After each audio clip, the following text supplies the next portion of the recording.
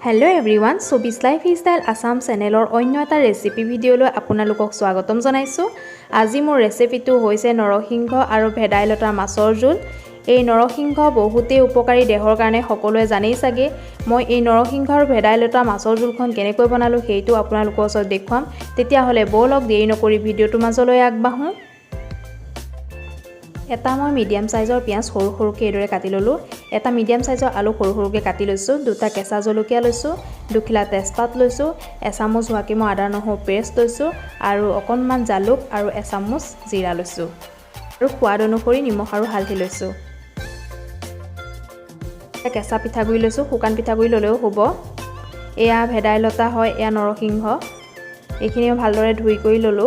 এতিয়া মই মিক্সিত পিছি লম। এইখিনি এইদৰে এটা মিক্সি জার লৈ পেলাই মই এইখিনি দি পেলাই অলপমান পানী দি মই ভালদৰে পিছি লম।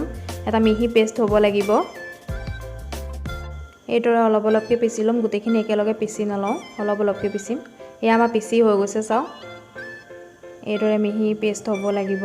এতিয়া এখন কেৰাহীত মই এয়া অলপমান তেল দিছোঁ, 3-4 চামুচমান জোখেৰে তেল দিলোঁ। মিঠাতেল হয় এয়া।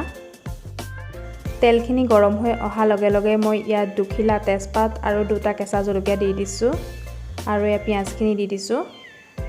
পিঁয়াজখিনি ৰঙচুৱা হোৱালৈকে মই ভাজিম। গেছটো মিডিয়াম কৰি ৰাখিলেই হয়। এইদৰে লৰাই থাকিব। পিঁয়াজখিনি ৰঙচুৱা হৈ অহাৰ লগে লগে ইয়াত মই কাটি থোৱা আলুখিনি দি দিম।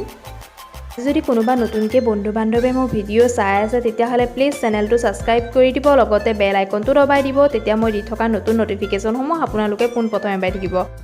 আৰু যদি ভিডিঅ'টো চাই ভাল লাগে তেতিয়াহ'লে লাইক, কমেণ্ট আৰু শ্বেয়াৰ কৰি দিব। এয়া পিঁয়াজখিনি ৰঙচুৱা হৈ অহাৰ লগে লগে নিমখ হালধিখিনি মই দি দিছোঁ। নিমখ হালধিখিনি দিয়াৰ 1 মিনিটমান পিছতে মই ইয়াত যিখিনি পিচি ৰাখিছিলোঁ নৰসিংহৰ মিশ্ৰণখিনি সেয়া দি দিম। এয়া মই ইয়াত দি দিছোঁ নৰসিংহ আৰু ভেদাইলতাৰ জোলখিনি। এইদৰে লৰাই মই এতিয়া 10 মিনিটৰ বাবে ঢাকন মাৰি দিম। গেছটো এতিয়া হাই ফ্লেমত ৰাখিম।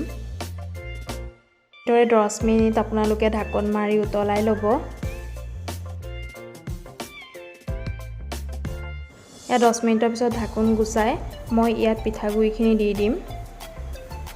এয়া পিঠাগুড়িখিনি দি দিছোঁ। এতিয়া মই ইয়াত মছলা, জালুক আৰু জিৰাখিনি দি দিম। দি ভালদৰে এইদৰে লৰাই দিব। এইদৰে লৰাই দিয়াৰ পিছতে মই ইয়াত ফ্ৰাই কৰি থোৱা মাছখিনি দি দিম। মই আগতেই ফ্ৰাই কৰি থৈছিলোঁ মাছখিনি।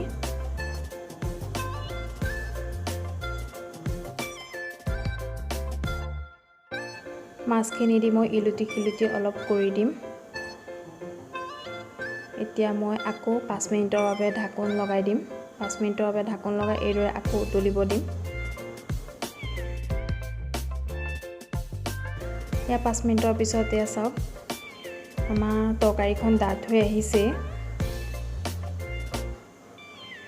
এয়া অলপ মাছখিনি মই ইলুটি খিলুটি কৰি দিছোঁ। আমাৰ ইয়াত ৰেডি হৈ গৈছে নৰসিংহ আৰু ভেদাইলতা মাছৰ জোলখন।